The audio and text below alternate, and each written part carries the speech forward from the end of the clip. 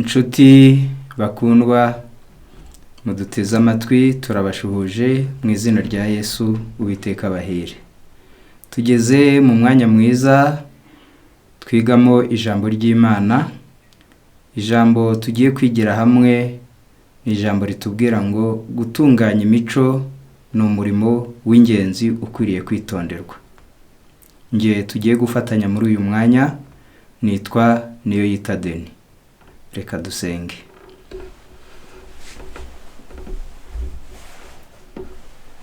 Urakoze Data wa twese udukunda, turagushimye kandi turaguhimbaje.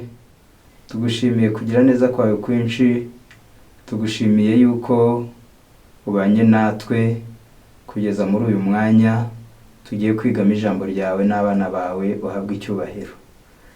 Duciye bugufi tubabarire ibyaha n'amafuti byatubonetseho twesha amaraso ya Yesu, kandi umwuka wera abane natwe, akorere mu mitima yacu kumva ijambo ryawe, akorere mu ijambo ryawe kugira ngo ribashe kugira imbaraga mu kureshya imitima yacu kugusanga, ubwo ugiye kwimika ingoma yawe tuzaraga ubugingo. Uduhire twese abakuri imbere tuguteza amatwi kugira ngo uvuge natwe twumve, tuzabashe gushyira mu bikorwa, dusabye twizeye mu izina rya Yesu. Amen. Nkuko twamaze kubivuga, gutunganya imico ni umurimo w'ingenzi ukwiriye kwitonderwa. Niyo magambo tuganirira hamwe muri uyu mwanya. Ubukristo bwacu bukwiriye kugendana n'imico ikwiriye abana b'Imana. Aya magambo tuyasoma mu gitabo cy'Abafilipi igice cya mbere umurongo wa 27. Haranditse hagira hati: icyakora ingeso zanyu zimere nk'uko bikwiriye ubutumwa bwiza bwa Kristo, kugira ngo ninza kubasura cyangwa nintaza nzumva ibyanyu yuko mushikamye mu mwuka umwe, muhuje umutima kandi murwanira hamwe kubwo kwizera ubutumwa bwiza. Icyakora ingeso zanyu zimere nk'uko bikwiriye ubutumwa bwiza bwa Kristo. Abantu tuza mu butumwa ariko twari dufite ingeso zitandukanye kandi mbi. Buri wese afite uruhande rubi yabogamiragamo. Buri wese afite ibyaha byamuteraga, akaba akwiriye rero kubitunganya. Mu gitabo cy'Abaheburayo igice cyaho cya 12, ijambo ry'Imana ritubwira aya magambo yuko igihe twemeye ubutumwa bwiza dukwiriye gutunganya ingeso zacu. Haranditse ngo, ndahera ku murongo wa 1: nuko natwe ubwo tugoswe n'igicu cy'abahamya bangana batyo, twiyambura ibituremerera byose n'icyaha kibasha kutwizingiraho vuba, dusiganirwe aho dutegekwa twihanganye. Dukwiriye kwiyambura ibituremerera byose, tukiyambura icyaha kibasha kutwizingiraho vuba, kugira ngo tubashe kugera aho dusiganirwa kandi tubashe kubona ingororano zagenewe abera. Amagambo tuganirira hamwe ni amagambo atubwira ngo gutunganya imico ni umurimo w'ingenzi ukwiriye kwitonderwa.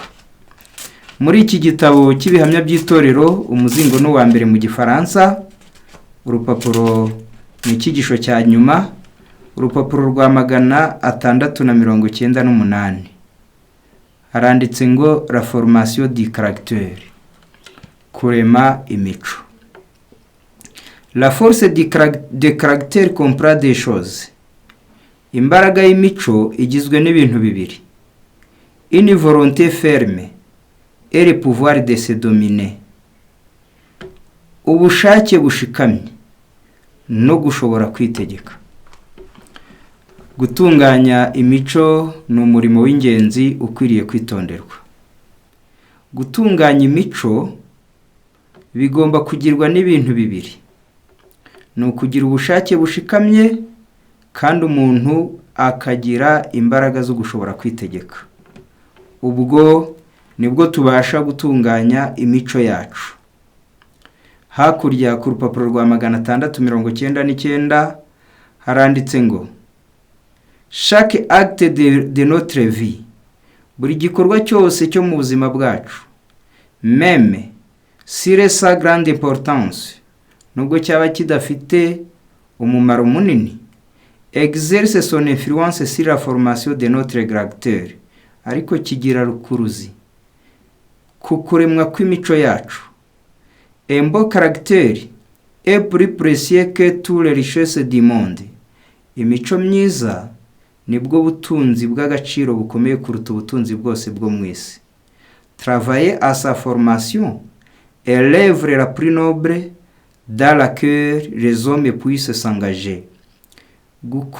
Ukorera kurema iyi mico myiza niwo murimo w'ingirakamaro umuntu abasha gukora. Mu mirimo yose tubasha gukora mu isi, mu mishinga yose tubasha kugira mu isi, ijambo ry'Imana riratubwiye ngo uburya umurimo w'ingirakamaro kuruta indi ni ukwitondera kubaka imico yacu. Mu gitabo cy'uburezi, urupapuro rwa 255 mu Kinyarwanda, 255 harimo icyigisho kivuga ngo kubaka imico. Muri uyu mugabane wo kubaka imico ni 255 mu Kinyarwanda n'Igifaransa, ariko akaba ari 225. Haranditse ngo kubaka imico niwo murimo w'ingenzi kuruta iyindi yose mwene muntu yigeze ashingwa. Mu mirimo umuntu yashinzwe umurimo ukomeye, umurimo w'ingenzi kuruta indi yose, kubaka imico. Kubaka imico niwo murimo w'ingenzi kuruta iyindi yose mwene muntu yigeze ashingwa. Kandi kubyigana umwete ubu ni ingenzi kuruta uko byigeze kubaho, kuko nta kindi gisekuru mu byabanje cyahanganye n'ibibazo bikomeye nk'ibiriho ubu. Abasore n'inkumi ntibigeze basakirana n'akaga gakomeye nk'abakabugarije muri iki gihe cyacu. Kubaka imico ni umurimo w'ingenzi kuruta iyindi yose twahawe gukora muri ubu buzima. Kandi kubyigana umwete ubu ngubu ni ikintu cy'ingenzi kuruta ibindi bihe byigeze kubaho. Ijambo tuganirira hamwe ni ijambo ritubwira yuko dukwiriye kubaka imico. Muri iki gitabo cy'uburezi, urupapuro rwa 210, ijambo ry'Imana rikomeza ritubwira yuko igihe dufite ari kigufi tugomba gukoramo uyu murimo. 210 Ikinyarwanda n'Igifaransa, mu Cyongereza ni 184. Haranditse ngo umunsi uregereje. Kubera ko hakiri ibyigisho tugisabwa kwiga, hari umurimo ugomba gukorwa, hari urugendo rw'ihinduka ry'imico dusabwa kurangiza, bitumye agahe gasigaye gahinduka inyaranga. Igihe dufite ni kigufi. Inyaranga ni n'utuntu duke cyane. Agahe tusigaje mu buzima ni gato cyane, bitewe nuko hari ibyigisho byinshi tugisabwa kwiga, bitewe nuko hari umurimo ugomba gukorwa wo kwamamaza ubutumwa bwiza mu isi yose, noneho bikarushaho gukomera bitewe nuko hari urugendo rw'ihinduka ry'imico dusabwa kurangiza. Ibi bituma agahe dufite kaba kagufi. Noneho birakwiriye kugira ngo tubashe kumenya yuko kubaka imico ari umurimo w'ingenzi ukwiriye gukoranwa ubwitonzi, ukwiriye gukoranwa ubushishozi. Mu byo tuzajyana mu ijuru, ikizaba ari icy'ingenzi kuruta ibindi ni imico yahindutse.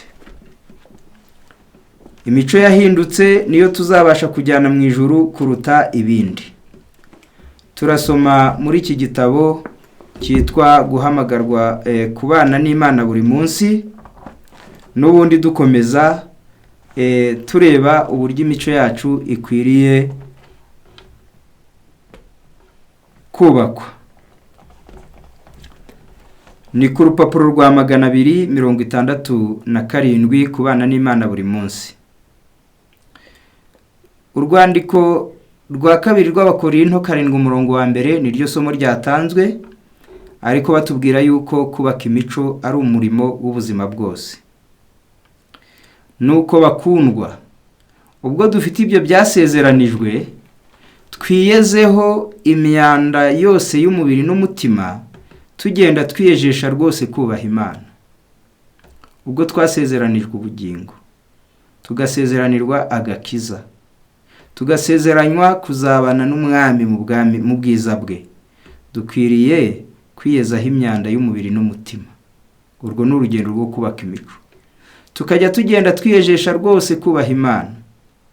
Kurema imico itunganye ni umurimo w'imibereho yose, kandi ni umusaruro wo guhora usenga no kugira intego mu buzima.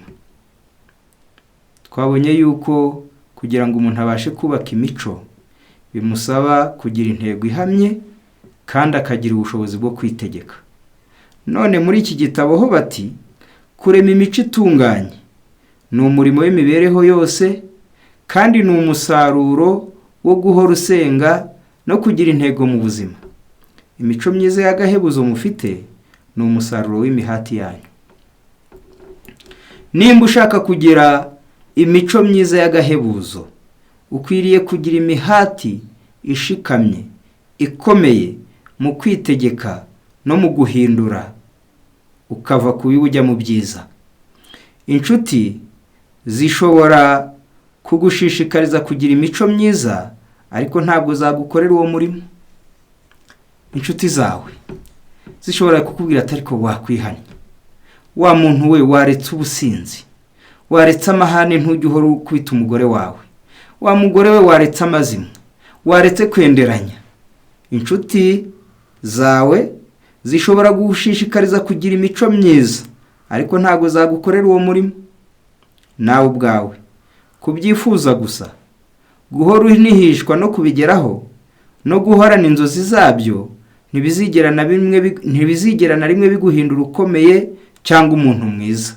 Ahubwo ugomba guterera agasozi ko kubigeraho. Kubaka imico ni umurimo w'ingirakamaro, w'ingenzi, ukomeye, ariko dukwiriye gukora tubyitondeye. Noneho hari ibintu bishobora gufasha umuntu kugira ngo imico yibashe kubakwa, cyane cyane yuko imico iremwa hakurikizwa ibyo umuntu atekereza. Intekerezo ni kimwe mu bintu bibasha gutuma imico yawe yubakwa. Ni kimwe mu bikoresho by'ingenzi bibasha gutuma imico yawe yubakwa ikaba myiza. Ariko ibitekerezo nabyo bigira imiganda biheraho byubaka imico. Iyo miganda rero imwe muri yo niyi: ibiganiro tugira twicaye iwacu mu rugo, ibiganiro, ibintu utega amatwi, ibintu wumva, ibintu ureba, ibitabo usoma, imirimo ukora, byose ni ibikoresho bigira uruhare mu kurema imico yacu.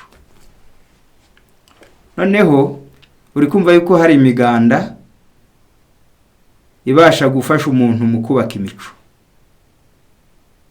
kuko imico iremwa n'intekerezo. Intekerezo nazo zigaburirwa n'ibyo wumva, zikagaburirwa n'ibyo usoma, zikagaburirwa n'ibyo ureba, zikagaburirwa n'imirimo ubamo. Nimba ushaka kubaka imico yawe neza, ukwiriye kwitondera ibi bintu: ibiganiro tugira twicaye iwacu mu rugo, ibitabo dusoma, imirimo dukora, ndongeraho ngo n'ibyo twumvisha amatwi yacu, ni ibikoresho bigira uruhare mu kurema imico yacu, kandi umunsi ku wundi nibyo bigena umurage wacu w'iteka ryose. Ubushobozi bw'ubwenge n'ubuhanga ntaho bihuriye n'imico, kuko kenshi usanga bifitwe n'abantu badafite imico myiza. Umuntu ashobora kumenya imibare ari mu ishuri, umuntu ashobora kwiga icyongereza akakimenya, afite impano yo kumenya indimi, umuntu ashobora kwiga umubiri w'umuntu akaba yabaga umurwayi, ariko ugasanga imico ye yarananiranye. Uzi imibare niwe uzi no kunywera amafaranga, kandi yarize imibare ayitsinda mu ishuri, ariko gutsinda ubusinzi byaramunaniye. Uwo muntu ubasha kubaga umuntu akamuteruramo umwana, ariko ni nawe w'umusambanyi. Kubaka imico byaramunaniye. Haranditse ngo kuvugwa neza ntago ari imico, ahubwo imico y'ubunyangamugayo ni imiterere y'umutima yigaragariza mu myitwarire. Hari igihe umuntu ajya agira utuntu twiza akorera imbere y'abantu, ariko atagamije ibyiza, agira ngo yiyoberanye, agira ngo nawe bamuvuge ibigwi, agira ngo nawe yigaragaze. Imico y'ubunyangamugayo ni imiterere y'umutima yigaragariza mu myitwarire. Imico isa n'iy'Imana nibwo butunzi bumwe rukumbi tuzashobora kwimukana mu ijuru.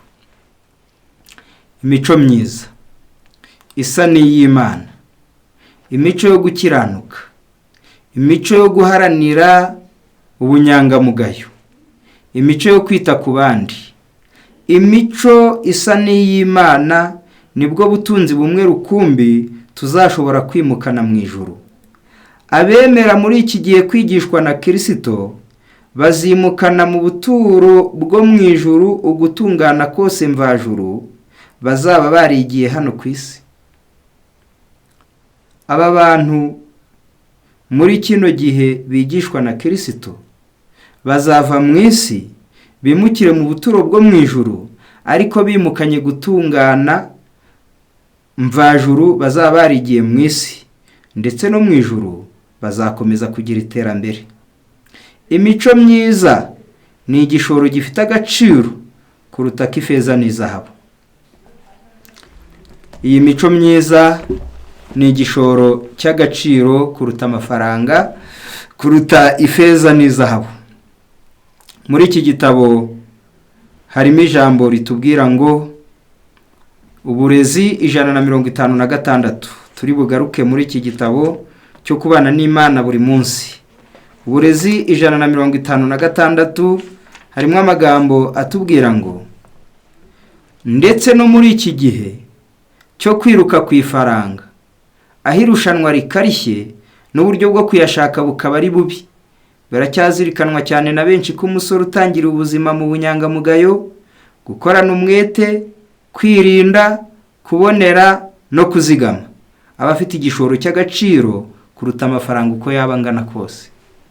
Noneho iyi mico myiza barayivuze, imwe muri yo ubunyangamugayo, gukorana umwete, kwirinda, kugira umutima uboneye ukunda abantu, wishimira abantu, maze ukagira no kuzigama, ngo uyu muntu iyi mico aba afite aba ari igishoro cy'agaciro kuruta amafaranga uko yaba angana kose.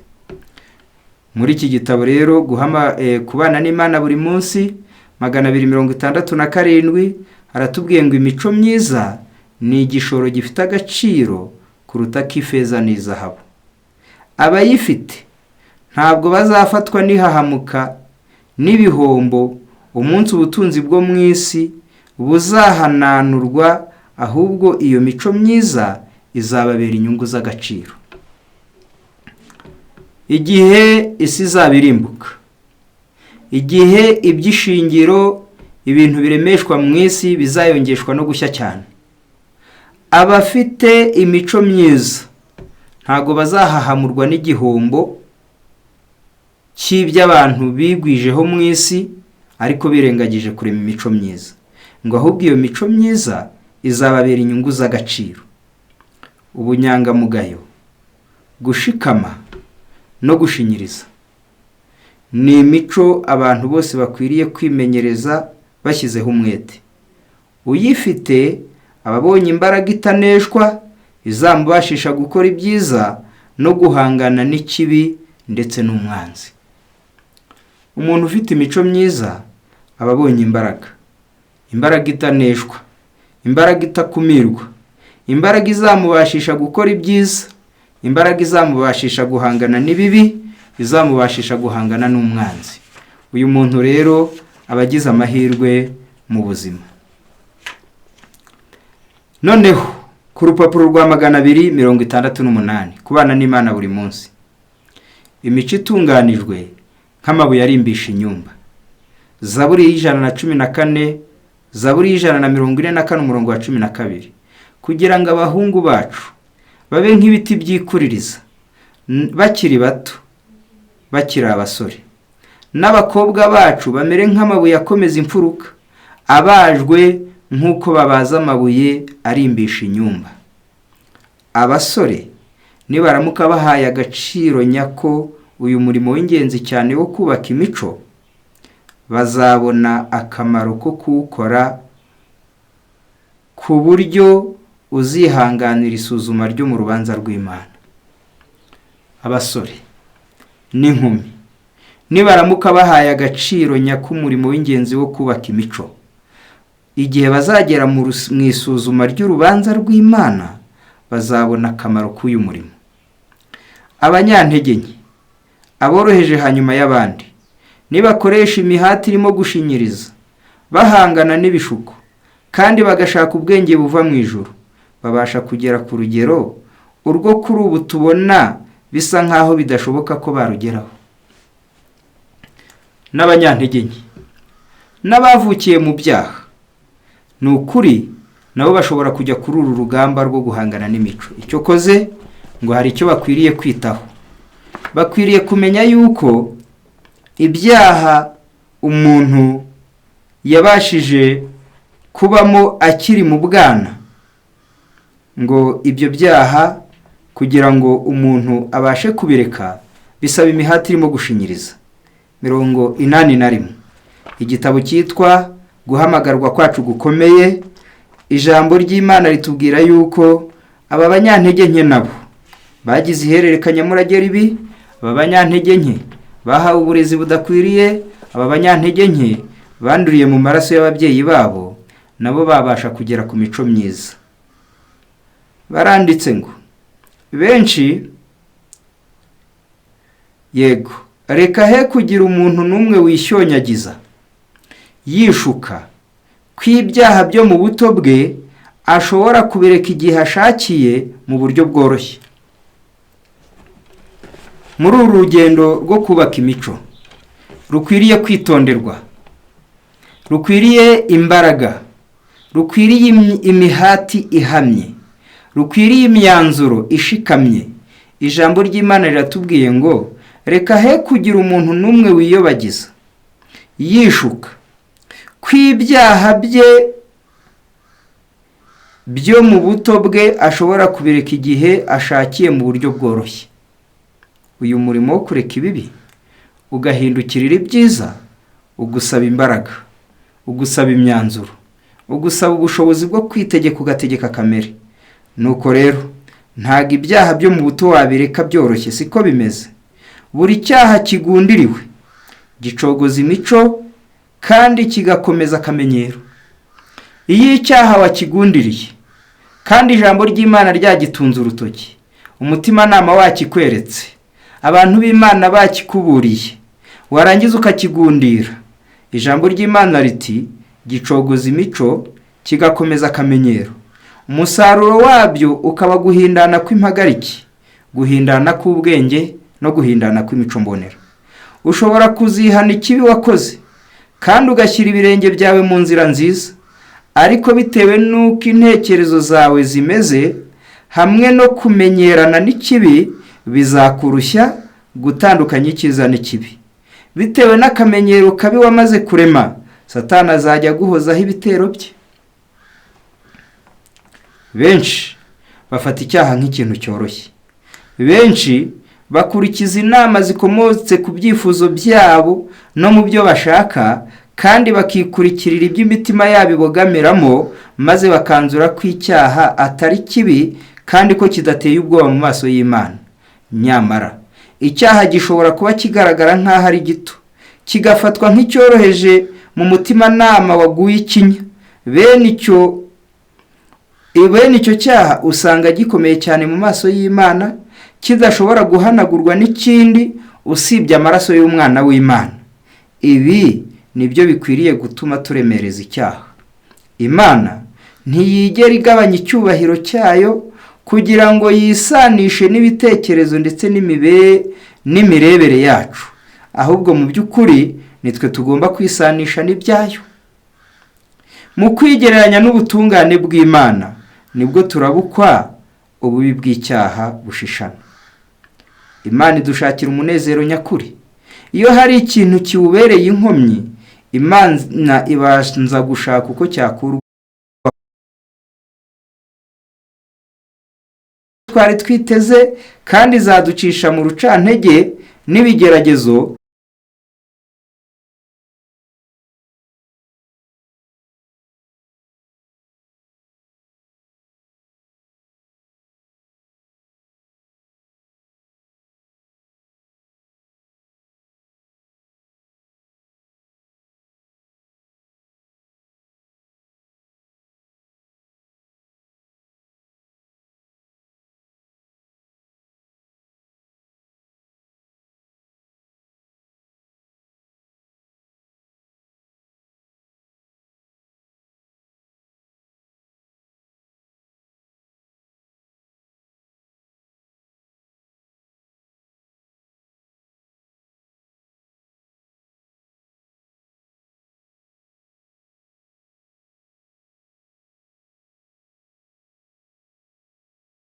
hindura imico ye mibi akarema imico myiza.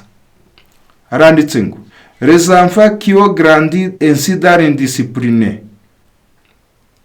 ont tout apprendre lorsque viennent disciples de Christ. Abana bakuze muri ubwo buzima butarimo uburezi bukwiriye, iyo babaye abakirisito baba bafite byinshi byo gukora. Turi kuganirije tubwira ngo kubaka imico ni umurimo w'ingenzi ukwiriye kwitonderwa. None hari abantu bakuriye mu bupagani, hari abantu bakuze banywa inzoga, banywa itabi, hari abakuze basambana, hari abakuze babeshya, hari abakuze biba, hari abakuze bihorera, hari abakuze bahemuka. Aba bantu bakaba bakwiye abana bakuze batanyujijwe mu kinyabura gikwiriye, baba bafite byinshi byo kwiga igihe bahindutse abigishwa ba Kristo. None se nawe uri kumva ugiye kwiga? Toute leur expérience religieuse est affectée par leur éducation. Inarabonye yabo yose y'iby'umwuka izajya inyunyuzwa n'uburere bawe. Uburere bahawe buzajya bwendereza inararibonye y'iby'umwuka bushake kuyinyunyuza ngo buyikangure. On verra souvent répéter la même volonté personnelle. Bazajya babona kwa kugendera ku bushake bwabo bwite byongeye kubagarukamo. La même manque de renouvellement, babuze kwitanga. La même impatience, kandi bazajya babu kwihangana en cas de reproche igihe bacyashywe. Niba gukosora wivumbure, niba gucyaha ujunjame. Bazajya babura kwihangana mu gihe bacyashywe. Irizo la même égoïsme, bazajya bagira kwa kwikunda bahoranye kera. La même capacité à rechercher les conseils de l'autrui, bazajya babura gushakisha inama kuri bagenzi babo. La même indolescence, bazajya bagira kwa bwa bunenganenzi. La même tendance à fuir les responsabilités, bazajya bakomeza guhunga inshingano nk'uko babimenyereye. Tout cela se manifeste dans leur comportement à l'égard de l'église. Ibyo bizajya binigaragaza mu nyifato bagira imbere y'itorero. Il leur est cependant possible de triompher, ariko nubwo bimeze bityo nabo bashobora kunesha. nabo bashobora kurema imico myiza bagize ubushake bushikamye, bakagira imbaraga zibasha kwitegeka. Mais quelle lit de bataille, ariko mbega urugamba rushaririye bagomba kurwana. Quel sévère conflit, mbega intambara ikomeye bagomba kurwana. Comme il est difficile de se soumettre à la discipline nécessaire pour arriver à la hauteur d'un caractère précieux. Aravuze ngo bizajya bisa nkaho bigoranye kwinjira kubahiriza ikinyabupfura gikenewe kugira ngo bagere ku rugero rw'imico y'umukristo. Cependant, s'il arrive à la victoire, il sera permis à ses fidèles de voir, avant d'être transmués, combien ils offreraient le précipice de la destruction éternelle, parce qu'ils n'ont pas eu l'entraînement nécessaire pendant leur jeunesse et n'ont pas appris la soumission de l'enfance.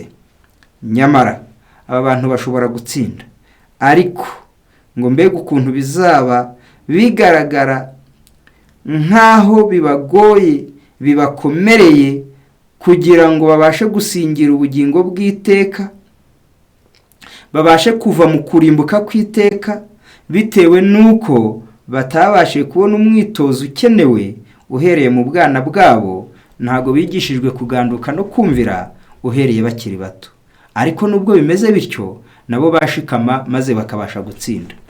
Noneho kubaka imico ni umurimo w'ingenzi ukomeye, ariko ukwiriye gukorwa kandi ugakoranwa ubwitonzi. Reka dukomeze gusoma ijambo ry'Imana. Haranditse ngo noneho baratubwiye ngo abasore nibaramuka bahaye agaciro nyakuri umurimo w'ingenzi wo kubaka imico, bazabona akamaro ko kuwukora mu buryo ku munsi w'urubanza batazakorwa n'isoni. Ndetse n'abanyantege nke n'aboroheje hanyuma y'abandi nibo twari turi gusobanura. Nubwo waba wari usanzwe uri umunyantege nke, ushobora kuba wari ufite ihererekanya murage ribi, ushobora kuba amaraso y'ababyeyi wavutsemo bari abasinzi, bari abarwanyi, bari abanyamahane, ariko nubwo bimeze bityo n'abanyantege nke n'aboroheje hanyuma y'abandi nibakoresha imihati irimo gushinyiriza, bahangana n'ibishuko kandi bagashaka ubwenge buva mu ijuru, bazabasha kugera ku rugero urwo kuri ubu tubona bisa nkaho bidashoboka ko barugeraho. Ntuzacike intege, uri kureka ibibi, uri kwimenyereza ibyiza, ntuzacike intege, wagera ku rugero rukomeye. Ibyo byose ntibyagerwaho hatabayeho kugira umugambi umaramaje mu kuba indahemuka no mu gusohoza inshingano zoroheje zo mu buzima. Kugira ngo uzagere ku mico myiza, ugomba kugira umugambi umaramaje mu kuba indahemuka, kandi inshingano zoroheje uhabwa mu buzima ukajya uzikora uzishimiye, ukajya uzikora ukiranuka. Bisaba kuba maso ubudatuza kugira ngo imico itunganye, bisaba kuba maso ubudatuza kugira ngo imico itunganye yo muri twe kugira ngo imico idatunganye yo muri twe idakomeza gukura. Uzajya uba maso kugira ngo icyaha wakoze ejo uyu munsi utagisubira, kugira ngo uburangare wagize ejo hashize uyu munsi utabusubira, kugira ngo kwibeshya wagize ejo bundi utabisubira. Ukwiriye rero guhora uri maso. Urubyiruko nirubasha kugira imbaraga z'imico mbonera, bitewe nuko icyazanye Yesu mu isi ari ukugira ngo ababere urugero, kandi yazanywe no guha abasore bose n'abo mu bisekuru byose ubufasha mvajuru. Nujya ubona ugiye kunanirwa, ujye ujya mu rwiherero utabaze Yesu. Nujya ubona intege nke zitambitse imbere, we kuzemerera uzambukiranye mu izina rya Yesu utsinde. Iyi si ni inganzo y'Imana, kandi buri buye ryose ribasha gukoreshwa mu rusengero rwo mu ijuru, rigomba gucongwa no gusenwa mbere y'uko rishyirwa mu mwanya ryagenewe mu nyubako y'urusengero rw'Imana. Ariko nitwanga kwigishwa no gutozwa ikinyabupfura, tuzaba nk'amabuye atazigera acongwa cyangwa ngo asenwe, amaherezo akazajugunywa ku ruhande nk'adafite umumaro. byashoboka ko hari byinshi bigikenewe gukorwa, kuko uri ibuye ridatunganye rikenewe gucongwa neza, rigashyirwaho inguni kandi rikanogerezwa mbere y'uko rishyirwa mu mwanya ryagenewe mu rusengero rw'Imana. Ntibikagutungure igihe inyundo n'umutarimba w'Imana bizaba biri kumena inguni zishingaraye zo mu mico yawe, kugeza ubwo uzaba ukwiriye gushyirwa mu mwanya yakugeneye.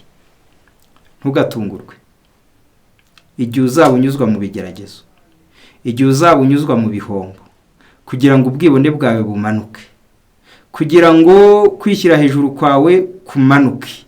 Haranditse rero, ntibikagutungura igihe inyundo n'umutarimba w'Imana bizaba biri kumena inguni zishingaraye zo mu mico yawe, kugeza ubwo uzaba ukwiriye gushyirwa mu mwanya yakugeneye.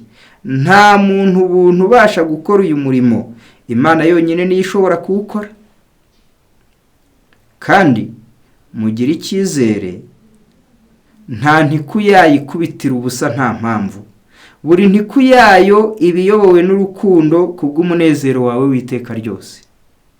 Buri kigeragezo cyakugeraho, buri ngorane yakugeraho, ntabwo iyo ntiku izira ubusa.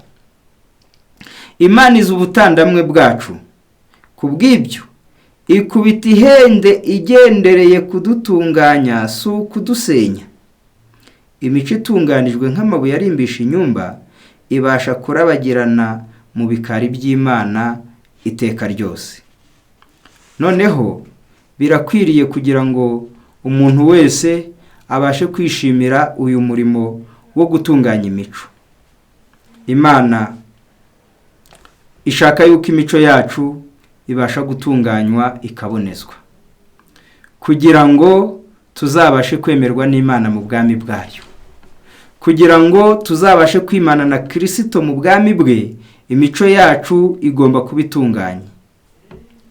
Ku rupapuro rwa 271 tugomba gutungana nk'uko Data wo mu ijuru atunganye.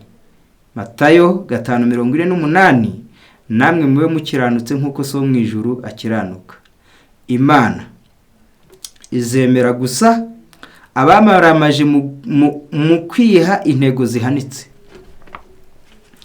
Imana izemera gusa abamaramaje mu kwiha intego zihanitse. Itegeka buri muntu wese gukora ibishoboka byose. Abantu bose barasabwa kugira gutungana kw'imico mbonera. Ntitukigere namba tumanura urugero rwo gukiranuka kugira ngo tugendane n'akamenyero kacu ko gukora ibibi, akamenyero twarazweho akarande cyangwa ko twitoje. Tugomba gusobanukirwa ko kudatungana kw'imico ari icyaha. Noneho kudatunganya imico yacu ni icyaha. Guhora urakaye ni icyaha. Kujya ubeshya rimwe na rimwe ni icyaha. Kujya wiba wakennye ni icyaha. Kujya utukana baguhemukiye ni icyaha. Ijambo ry'Imana riravuze ngo tugomba gusobanukirwa ko kudatungana kw'imico ari icyaha. Ingeso zose zo gukiranuka ziboneka mu mico ziba mu Mana zitunganye, zihamanya n'ubushake bwayo muri byose, kandi buri wese wakira Kristo nk'umukiza we rukumbi abahawe amahirwe yo kugira izo ngeso. Iyo umuntu yakiriye Kristo nk'umukiza we abahawe amahirwe yo kugira ingeso z'Imana. Umuntu uwo ari we wese wifuza kuba umukozi ukorana n'Imana agomba gushaka uko yabonera buri rugingo rw'umubiri n'imiterere yose. Umuntu uwo ari we wese wifuza kuba umukozi ukorana n'Imana agomba gushaka uko yaboneza buri rugingo rw'umubiri n'imiterere yose y'intekerezo ze.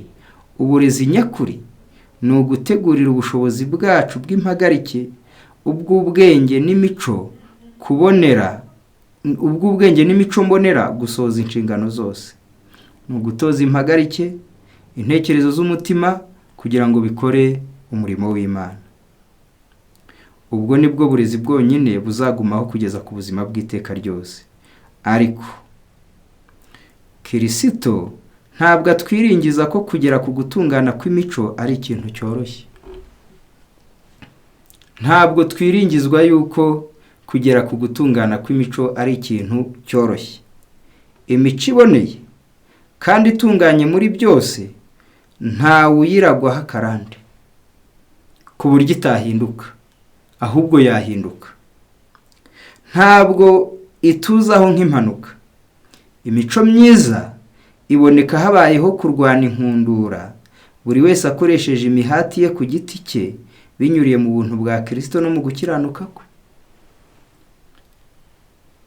Nta karande katuma imico yawe idahinduka, ariko nanone ntabwo imico wayigeraho ngo ikuzeho nk'impanuka, ahubwo iboneka habayeho kurwana inkundura, buri wese akoresheje imihati ye ku giti cye binyuriye mu buntu bwa Kristo, binyuriye mu gukiranuka kwa Kristo. Imana iduha itaranto, ikaduha ubushobozi bwo gutekereza, hanyuma kurema imico bikaba umurimo wacu. Imana iduha itaranto, Imana iguha ubwenge, Imana iguha ubutunzi, Imana iremera ukagira amashuri. Imana iduha itaranto, Imana iduha ubushobozi bwo gutekereza, nyamara umurimo wo kurema imico ni twebwe Imana yawuhariye. Imico iremwa habanje kubaho intambara ikomeye kandi ishaririye duhanganye n'inarijye. Kurema imico yacu bidusaba kurwana intambara iremereye yo guhangana n'inarijye. Tugomba kugaba ibitero bidakuramo ku ntege nke twarazweho akarande. Izo ntege nke ugomba kuzigabaho ibitero bidakuramo. Ibi bizadusaba kwinenga ubwacu tubyitondeye, no kutemera ko ingeso mbi yo mu mico yacu nubwo yaba imwe yagumamo idakosowe. Kugira ngo ubashe guhindura imico, ugomba kugaba ibitero ku ntege nke zawe zakubayeho akarande. Bikagusaba kwinenga ubwawe ubyitondeye, ukiyitekererezaho wewe, kugira ngo umenye ahatagenda neza hari mu mico yawe, kandi ntiwemere yuko ingeso mbi yo mu mico nubwo yaba imwe yaguma mu mico yawe idakosowe. Ntihakagire umuntu n'umwe uvuga ati sinshobora guhindura ibibi byo mu ngeso zanjye. Ntukiyagire ibyo bitekerezo, birashoboka ko byahinduka. Gira imihati, gira ubushake, gira umwete, fata imyanzuro imaramaje. Ibirushya bikomeye bituruka ku guhindana k'umutima utejejwe no kwanga kugandukira ubutware. Ibirushya bikomeye bituruka ku guhindana k'umutima utejejwe no kwanga kugandukira ubutware bw'Imana. Iyo udashaka ko umutima wawe wezwa, iyo udashaka kugandukira ubutware bw'Imana, ubwo nibwo uba wishyize mu nzira utashobora guhindura imico yawe. Kugandukira ubushake bwa Kristo bisobanuye kuvugururwa ugasubira ku gutungana kwa muntu. Noneho kubaka imico ni umurimo w'ingenzi dukwiriye gukorana ubwitonzi. Mu magambo ndi gushaka gusoma, ijambo ry'Imana ritubwiye yuko kugira ngo imico yacu itungane dukwiriye kwisuzuma tubyitondeye, kandi ntitwemere yuko hagira ingeso yacu mbi igumaho, kandi tukarwana intambara ikomeye yo kurwanya ibibi biturimo. Muri kino gitabo cyitwa Ibyakozwe n'Intumwa harimo amagambo avuga ngo mu cyigisho cya 30 kugera ku rugero rwo hejuru. Muri iki gitabo basobanuye amagambo imirongo ngiye kuvuga. Uwa mbere ni umurongo uri mu Baheburayo, avuga ngo igice cya 12 umurongo wa mbere, twiyambura ibituremerera n'icyaha cyose kibasha kutwizingiraho vuba, maze dusiganirwe aho dutegekwa twihanganye. Mu rugendo rwo kubaka imico tugomba kuba nk'abasiganwa. L'envie, la méchanceté, les mauvaises pensées, la médisance, la convoitise sont autant des fardeaux que le chrétien doit rejeter s'il veut triompher dans la course qui lui assurera l'éternité. Igomwa, ubugome, ibitekerezo bibi, amagambo mabi, kurarikira icyubahiro, iyo ni imitwaro umukristo agomba kwiyambura nimba ashaka kunesha mu isiganwa ryo kubona ubugingo buhoraho. Toute habitude, tout acte qui conduit au péché et déshonore le Christ sera abandonné, quel que soit le sacrifice qu'il demande. Buri kamenyero, buri gikorwa kiyobora umuntu mu cyaha maze kigasuzuguza Kristo gikwiriye kurekwa ku gitambo byasaba icyo ari cyo cyose. Mu rugendo rwo kubaka imico, buri kamenyero kakuyobora mu cyaha, buri kamenyero katuma Kristo asuzugurwa, igikorwa cyayobora mu cyaha kigatera Kristo gusuzugurwa, ngo ukwiriye kukireka ku giciro byagusaba icyo ari cyo cyose. Umugisha w'Imana ntabwo uzahabwa abantu bica amahame y'ibyiza. Icyaha kimwe gusa umuntu yakundwa akaje kirahagije kuhindanya imico yawe kandi kikabeshya umuntu. Si ta main est pour toi une occasion de chute, a dit Jésus, coupez-la. Mieux vaut pour toi entrer manchot dans la vie que d'avoir les deux mains d'aller dans le Gehenna. Haranditse ngo ikiganza cyawe nikigucumuza ugikata ugite kure, kuko byaba byiza ugiye mu ijuru ufite ikiganza kimwe aho kujya muri Gehenomu, mu muriro wa Gehenomu ufite byombi. Haranditse ngo si pour sauver le corps il faut couper la main ou les pieds, si même il vaut mieux arracher l'œil, à combien pour forte raison le chrétien doit-il abandonner le péché qui perd l'âme? Mbese nimba kugira ngo umuntu arokore umubiri yemera agakatwa ikiganza, agakatwa ukuguru, byanaba ngombwa akanogojwe ijisho, iyo umuntu arwaye ikibyimba cya kanseri akajya kwa muganga bakayipima bagasanga niyo kandi iri gukura vuba, iyo yafashe ku kaguru baragaca, iyo yafashe ku kaboko baragaca, iyo yafashe ku ibere bararishiriza bakarikuraho, iyo yafashe muri nyababyeyi bayikuramo. None Yesu aravuze ngo nawe nubona hari imico igucumuza, hari akamenyero kagucumuza, ukwiriye kukareka ku giciro byagusaba icyo ari cyo cyose, nubwo byaba bingana no gucibwa akaguru. Basanzwe bayacibwa bakemera kugira ngo bakire kanseri. Umuntu aremera ijisho bakarinogora kugira ngo akire kanseri. Noneho baravuze ngo mbese nimba kugira ngo umuntu akize umutima we, kugira ngo umuntu akize urugingo umubiri we, yemera bakamukata urugingo akaboko, bakamukata akaguru, bakamunogora ijisho, agira ngo iyo kanseri idafata ahandi hasigaye, mbese abakirisito ntago bafite impamvu z'ingenzi zikwiriye gutuma bareka icyaha ku giciro gisabwa icyo ari cyo cyose, ubwo icyaha cyo kirimbura ubugingo? Noneho gutunganya imico yawe nubwo byagusaba gushinyiriza kungana no gukatwa ukuboko, uzemere. Nubwo byagusaba igihombo kingana no kunogorwa ijisho, ariko imico yawe ikaba myiza, icyo gitambo uzagitange, kuko gutunganya imico ni umurimo w'ingenzi kuruta indi yose. Muri iki gitabo bakomeje bavuga ijambo rikomeye Pawulo yavuze. Haranditse ngo Pawulo nawe ngo yarirukankaga ariko si nk'utaza hajya. Muri uru rugendo rwo gutunganya imico ntabwo dukwiriye kuba nk'abantu batazi aho bajya. Abantu benshi binjira mu iyobokamana, abantu benshi binjira mu butumwa, abantu benshi binjira mu itorero, ariko basa nk'abagenzi batazi aho bajya, batazi icyo urugendo rubasaba, batazi igitambo basabwa kugira ngo bemerwe n'Imana. Pawulo we mu gitabo cy'Abakorinto ba mbere igice cyaho cya 9 umurongo n'uwa 25 kugeza 27 ati nanjye ndiruka ariko si nk'utazi aho ajya.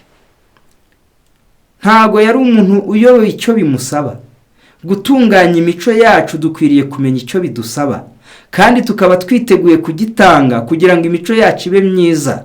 Dukwiriye kugira imihati idacogora, dukwiriye gushinyiriza, dukwiriye kwemera gutandukana n'icyaha n'ikibi n'akamenyero kabi, nubwo byaba bisaba yuko habaho igihombo mu buzima, nubwo byaba bisaba yuko habaho kubabara. Ubu hari abagabo iyo atakubise ingume, yatazanye inkoni, umugore atumva. Ugomba kubireka nubwo byazana igihombo, nubwo bibabaje, nubwo bikurya ahantu, nubwo bikuvuna, ariko ugomba kubicikaho iyo nkono ukayireka. Hari ababyeyi bahamagara abana baramutse batabatutse ngo babakankamire batagenda. Ugomba kureka uko gukankamira ku giciro bisaba icyo ari cyo cyose. Hari abantu bapima inzoga baba mu tubari, bananiwe kureka gupima inzoga ngo nta handi babona amafaranga. Ugomba kwemera ukayahomba ku giciro bigusaba icyo ari cyo cyose. Hari abakobwa babaye indaya, bakatungwa bakabishwaho nayo basambaniye, bibwira yuko batashobora kureka uburaya kuko hari baburara. Ugomba kubireka ku giciro byagusaba icyo ari cyo cyose. Pawulo ati rero, nanjye ndirukanka ariko si nk'utazi ahajya, nkubitana ibipfunsi ariko si nk'uhusha. Ni kenshi abantu bagiye bashaka kureka ibyaha n'ingeso mbi ariko bagahusha. Ukatura ubusambanyi uyu munsi ejo ugasubiramo, ukatura ubusinzi ejo bundi ugasubiramo, ukatura amahane no kurwana ariko ejo bundi ukabisubira, uba wahushije. Noneho dukwiriye gufata ingamba zo kureka ibibi ku giciro bidusaba icyo ari cyo cyose, kandi ntitujye duhusha. Atahubwo mbabaza umubiri wanjye nkawukoresha uburetwa kugira ngo ahari ubwo maze kubwiriza abandi nanjye ubwanjye ntaboneka ko ntemewe.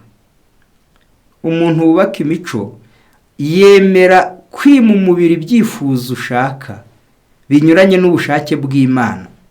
Ibyo byifuzo bya kamere biguteranya n'Imana, ukwiriye kubireka ukabizibukira, kandi umubiri nimba bizanawubabaza uzababare, ariko utawuhaye ibijyanye n'ibyaguteranya n'Imana. Ati kandi nkawukoresha uburetwa. Yagombaga kumenyereza umubiri, usabwa kumenyereza umubiri wawe ibyiza utamenyereye, ukawutoza ibyiza nk'uwuhata. Noneho je repousse avec une discipline farouche tous mes désirs, toutes mes inclinations, toutes mes passions. Nsunika nkomeje ibyifuzo byanjye, ibyiyumviro byanjye n'irari ryanjye, kugira ngo abashe kubaka imico, ayireme, ikomere, ikunde, yubakike. Nuko ibyifuzo yagomba kubisunikira kure, ibitekerezo biba akabisunikira kure, iby'umubiri urarikira akabisunikira kure, kugira ngo abashe kugira imico yemerwa n'Imana. Noneho imico myiza niyo Imana izarebaho. Imico yahindutse niyo izaba ikibari, niyo izaba icyangombwa Imana izarebaho kugira ngo yemere yuko abantu binjira mu bwami bwayo. Icyakora ingeso zanyu zimere nk'uko bikwiriye ubutumwa bwiza bwa Kristo. Imico yawe, imigendere yawe, imyitwarire yawe, imikorere yawe, imivugire yawe, imibanire yawe n'abandi, ukubana n'Imana ireba mu mutima, ibyo byose bikwiriye kwitabwaho kugira ngo bitazabaho umugayo, ahubwo bizabashe gushimwa n'Imana. Yesu ugira neza yavuze ijambo ati mu gitabo cya Matayo cya Yohana igice cya 15 umurongo, Yohana dusoreze kuri uyu murongo. Kubaka imico ni umurimo w'ingenzi w'ingirakamaro ukwiriye kwitonderwa. Yaravuze ati 15 umurongo waho wa 4, mugume muri nge nanjye ngume murimo. Nk'uko ishami ritabasha kwera ubwaryo ritagumye ku muzabibu, niko namwe mutabibasha nimutaguma muri njye. Ni njye muzabibu, namwe muri amashami. Uguma muri njye nanjye nkaguma muri we, uwo ni wo wera imbuto nyinshi, kuko ari ntacyo mubasha gukora mutamfite. Yesu yifuza kudusohorezamo uyu murimo wo kurema imico myiza yera kandi iboneye. Noneho kuko ntacyo twabasha gukora tutamufite, no kurema imico ntitwabibasha tutari muri we. Imana idufashe, tumuhungireho, aduhe imbaraga, adukomeze, adushoboze, aturinde, atugirire ubuntu, kugira ngo imico yacu ibiboneye isa n'iy'Imana, yakwemerwa n'ijuru, maze zadukingurira amarembo y'ijuru mu izina rya Yesu. Amen. Reka dusenge.